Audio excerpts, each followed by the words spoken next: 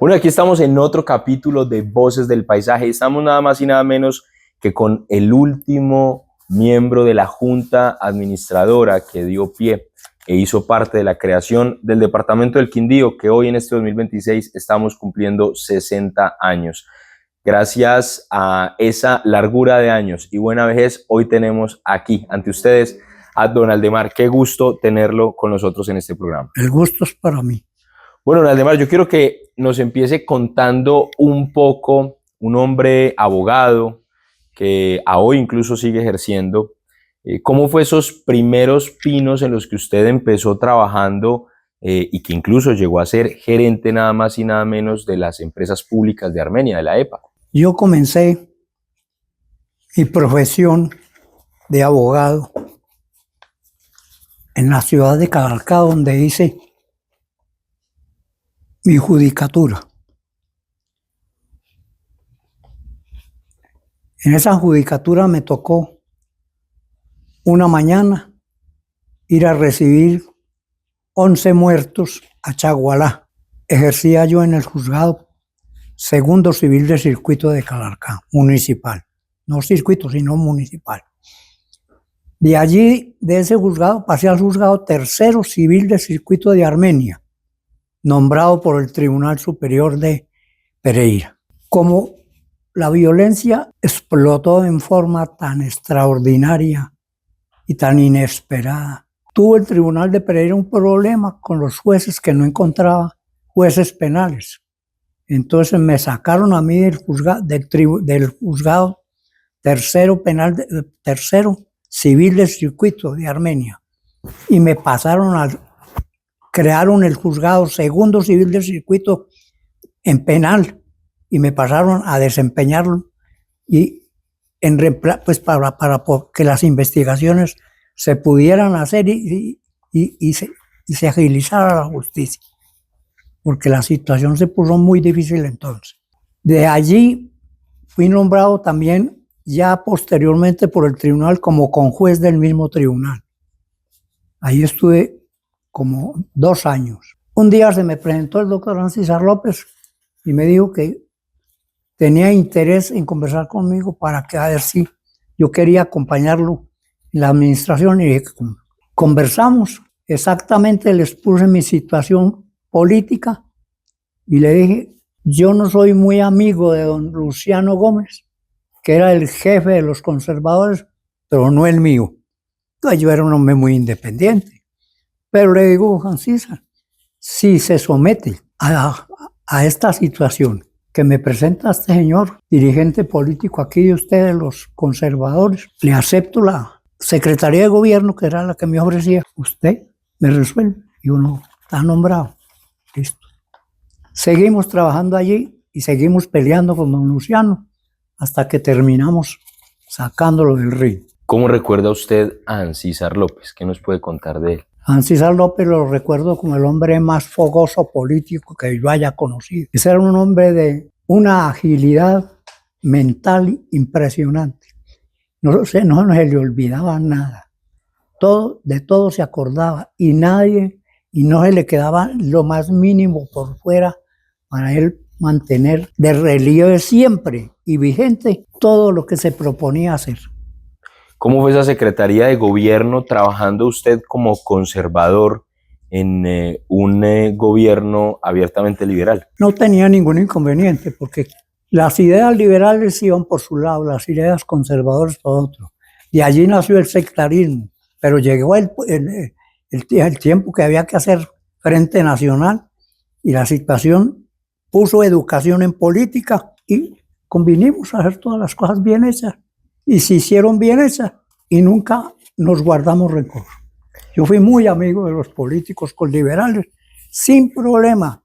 No tuve ningún reclamo de los conservadores. Hoy en el Quindío hemos venido padeciendo una situación desde luego muy compleja, y es que además no siendo nueva y viniendo desde épocas como David Barros o Amparo Arbeláez, lo que ha sido el edificio de gobernación y el edificio de alcaldía no necesariamente han tenido un buen trabajo en equipo.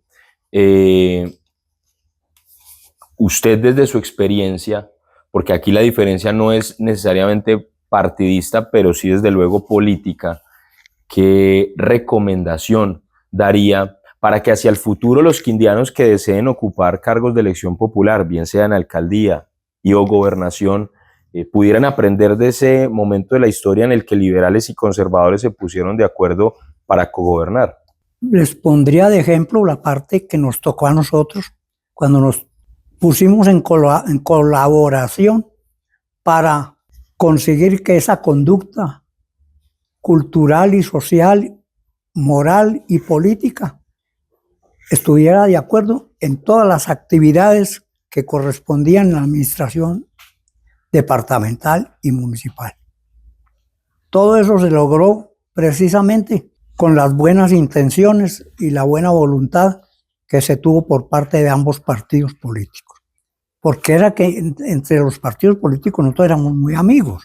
Y no, si teníamos diferencias, pues las discutíamos de muy buena fe. Aceptábamos algunas cosas, otras las rechazábamos, pero nunca nos poníamos discusiones tontas que fueran un fracaso para los acuerdos que se querían convenir. Siempre el bienestar general por encima de cualquier diferencia. Siempre por encima de todo. Bueno, don Aldemar, y ahí cuénteme, usted ya después viene a ser gerente de las empresas públicas de Armenia. ¿Cómo fue esa experiencia de gerenciar una de las entidades públicas más importantes en términos históricos del departamento? Pues es que la diferencia de las empresas con la alcaldía, que era la cabeza mayor de la administración, era inmensa, porque la capacidad de administración que tenía la gerencia de empresas públicas era inmensa.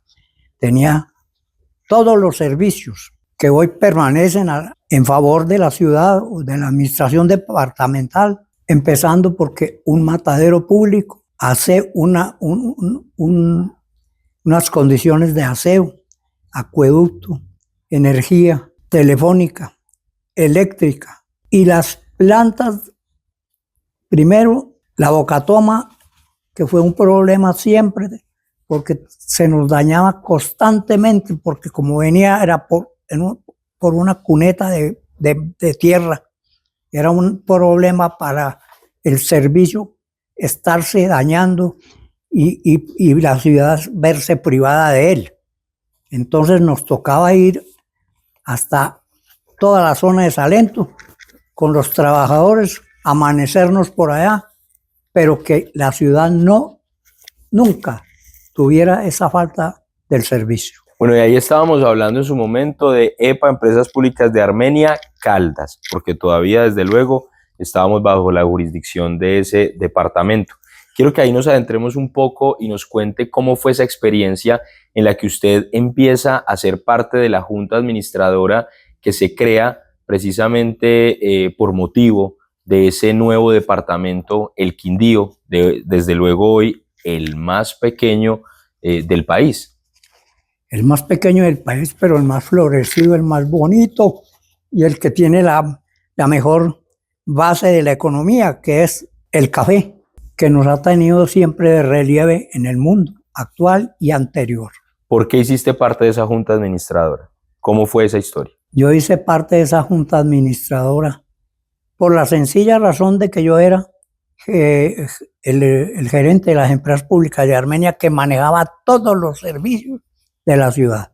Y entonces, cuando esa junta fundadora la nombró el doctor Guillermo León Valencia, que ya creado el departamento e iniciaba sus labores, entonces esa junta ya quedó organizada con esa autoridad moral, económica y política para administrar la ciudad.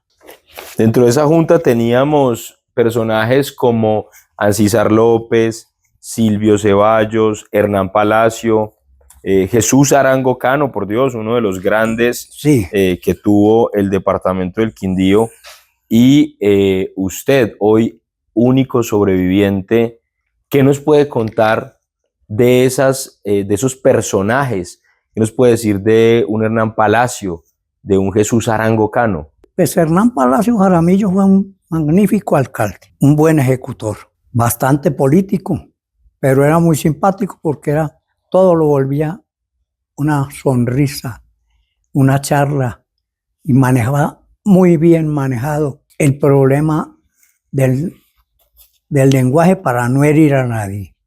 De Jesús Arango Cano. Era un hombre muy pasivo, muy serio, muy correcto, un hombre muy asentado, valioso. Rodrigo Gómez Jaramillo. Rodrigo Gómez Jaramillo fue mi compañero de estudio toda la vida, un hombre extraordinario en todo sentido, como compañero, como juventud, y fue un parlamentario brillante. En todo caso, Rodrigo formó parte de la Junta porque fue mucho lo que colaboró en su formación y en su creación. Bueno, yo quiero que ahí nos cuentes, esa Junta además te logra por unanimidad nombrar como el primer tesorero que tuvo el departamento del Quindío. Cuéntanos cómo fue ese nombramiento. El nombramiento fue muy fácil. Yo un día pasaba por el Teatro Llanúa y frente al Teatro Llanúa, a la esquina donde era la ferretería que había en esa esquina, había al frente un café, un cafetín, que era donde tomaban tinto todos los políticos y los administradores y empleados públicos. Y yo pasaba por ahí cuando me llamó el doctor Jorge Romero. Me dijo que necesitaban conversar conmigo. Y le dije, ¿quién necesitaba conversar? Yo, no. Los amigos que forman parte de la Junta que están pensando en la creación del departamento. Y le dije, bueno, vamos a conversar con ellos, listo. Y me propusieron que si quería hacerme cargo de las empresas públicas. Yo le dije que sí. Pero me dijo, ¿usted no le da miedo después de lo que ha pasado? Y pues pasan tantas cosas que uno no sabe cómo serán los manejos de las gentes. Según el comportamiento, seguramente, quién sabe qué agresiones se harían. Y entonces resultan los malos accidentes o asesinatos o cosas como las que pasaron. Pero todo tiene solución en la vida. Cuando todo se acomoda bien, de buena fe, buena voluntad y con honestidad. Don Aldemar, yo quiero ahí, porque usted es una memoria muy importante en este podcast, que nos cuente un poco qué recuerda en su infancia de lo que fue la consolidación del Deportes Quindío. La consolidación del Deportes Quindío, eso fue un problema siempre, porque desde que empezó el Deportes Quindío, en cabeza de Arturo Suárez y que fueron uno de los más antiguos y acuciosos del fútbol aquí en Armenia. Eso fue una época muy difícil. Primero porque por dinero no había. En ese tiempo no había florecido con tanta actividad y con tanta emoción el deporte como la que tiene hoy. Y era muy escasos los tipos que querían someterse a ser parte de crear un equipo y de ayudarlo y de gastarle plata. Pero eso se fue soportando hasta que se vinculó a la administración con esos deportes y ya la situación cambió porque se alivió un poco en ese sentido económico. El Deportes Quindío fue un éxito aquí porque casi todo era argentino, con escasez de unos futbolistas, 3 o 4 de aquí de Armenia, que florecieron y dieron resultados y permanecieron dentro del equipo que la Argentina nos puso aquí para el deporte constante de nuestra región. Desde la Patagonia vinieron a ser campeones. Y en ese periplo tan largo yo quiero que nos recuerde cuando ya se hace la creación del departamento, precisamente esa caminata que se hace, que termina en el Parque Fundadores y que además fue puesta una placa que sobre eso todavía reposa archivo fotográfico. ¿Qué recuerda usted de ese momento? Porque además ahí teníamos a Silvio Ceballos, a César López, a Rodrigo, a Hernán Palacio, toda la junta administradora, más otros grandes personajes caminando, sí, Clarena Gómez. Como Rodrigo Gómez, Juan Zuluaga Herrera, el doctor Evelio Henao Gallego, el doctor Luis Granada Mejía, que por más problemas que tuvimos con él debatía una situación política y tenía razón, pero a él se le combatió y no tuvo problema. Todo se hizo bien. Al fin se cristalizó la creación del departamento, por más que el doctor Luis se opuso, pero él defendía un liderazgo político, que era el que el Partido Liberal quería imponer y montar aquí toda su política en forma, tratando de sacar el Partido Conservador. Entonces el Partido Conservador lo defendía en ese tiempo en un aspecto el doctor Luis Granada Mejía, y por eso él peleaba esa situación. Tenía su razón. Bueno, y ya entramos propiamente en otra faceta donde ya tú empezaste a desarrollarte más a título personal desde el arte. Incluso conocimos una composición musical muy bella que ha sido tocada ya por varias orquestas, banda sinfónica, entre otras. ¿Cómo fue esa composición? ¿En qué momento vino a ti la musa que te inspiró? Es que todavía estoy buscando la musa, porque no la encuentro. No, eso es como todas las cosas bonitas de la vida, que se le presentan a uno y que son como sueños. Entonces, yo empecé a pensar en ese bambuquito cafetero y correlacioné la cosecha cafetera con la música y me puse a buscarle ciertas afinidades y lo que hice, eso encontré. Ya próximo a cumplir 97, 98 años de edad, casi el centenario, que eso es una longevidad muy encima del promedio en Colombia. Y quiero que ya para ir despidiendo el podcast, don Aldemar, hoy usted, desde su experiencia, desde su conocimiento, quiero que nos cuente a esas nuevas generaciones que eventualmente apenas están empezando a florecer, que algunos tienen un sentir de pronto en el mundo artístico, cultural, que a veces sus familias suelen, por amor a ellos mismos, tratar de guiar un poco esos sueños para que de pronto ese pensamiento artístico y cultural primero se desarrolle como médico, como ingeniero, como abogado, y después ahí sí deje fluir lo demás.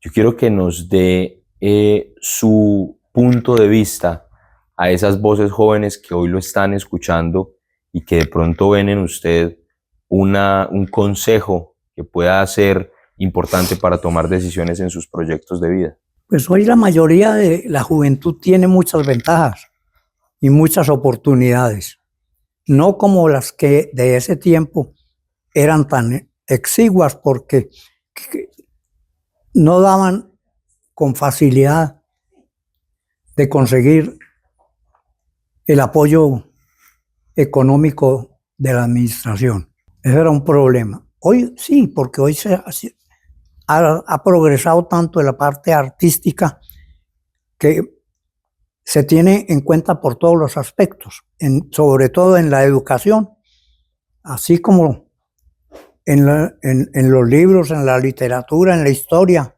en la poesía, en el verso, en todo.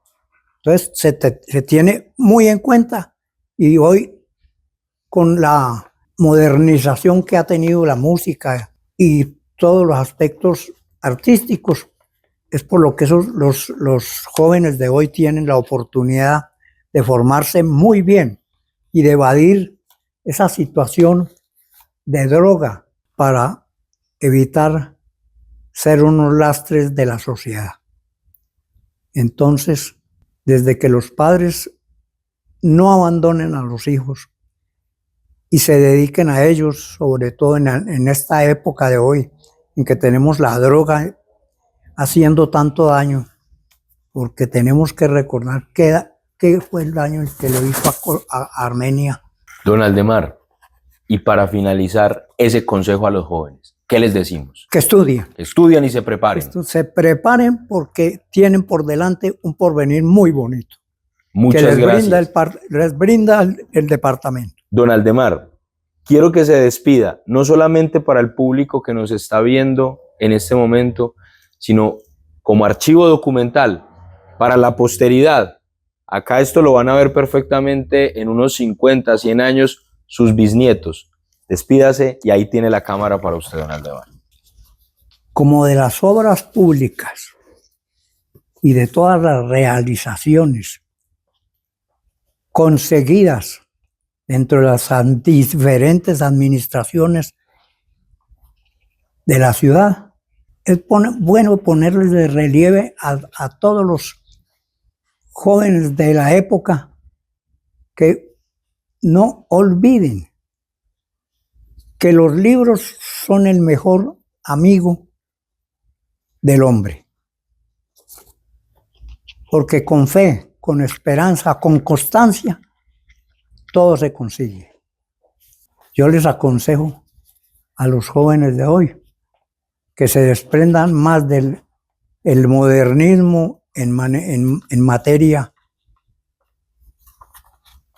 de diversiones dañinas y que se dediquen más pensando en la filosofía del tiempo, de la época, y que se acuerden más de sus padres, que les ponen cuidado y que los quieren educar y formar para un futuro con seguridad, y no como está pasando actualmente, que aunque tenemos una inteligencia artificial, no es todo, porque no tiene toda la capacidad que tiene el ser humano. De todas maneras, que ojalá pongan cuidado y que los colegios y las universidades ayuden a esas personas para que puedan salir adelante con éxito. Muchas gracias, don Aldemar. Es la voz de la experiencia con casi un centenario de haber recopilado precisamente un proyecto de vida. Y es por eso que hoy, gracias a Aldemar, seguiremos diciendo una vez más desde este podcast que en el Quindío sí hay cultura. Gobierno del Quindío.